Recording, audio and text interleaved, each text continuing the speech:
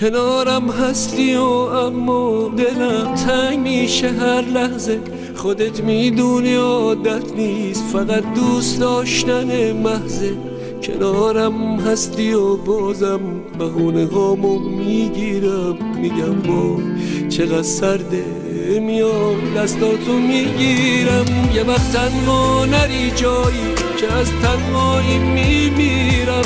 از اینجا تا دم درغم بری دلشوره میگیرم. فقط تو فکر این عشقم، تو فکر بودن با هم. محاله پیش من باشی برم سرگرم خانیشم. میدونم که یه وقتایی دلت میگیره از کارم، روزایی که حواسم نیست بگم خیلی دوست دارم. تو هم مثل منی انگار، از این دلتنگی ها داری.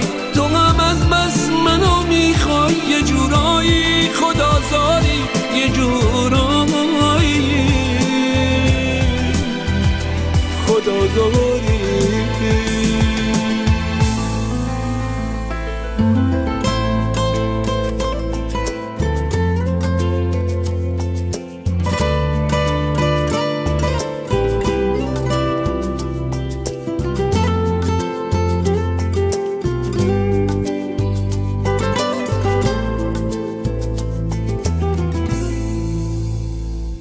کنارم هستی و انگار همین نزدیکی هاست دریا.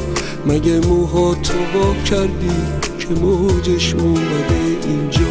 قشنگ رد پایش بیا بیچت زیر برف. اگه حال منو داری میفهمی یعنی چی این حرف. میدونم که یه وقتایی دلت میگیره از کارم، روزایی که حواسم نیست بگم خیلی دوست دارم. تو هم مثل منی انگار، از این دلتنگی ها داری. تو هم از بس منو میخوای، یه جورایی خدازاری، یه جورایی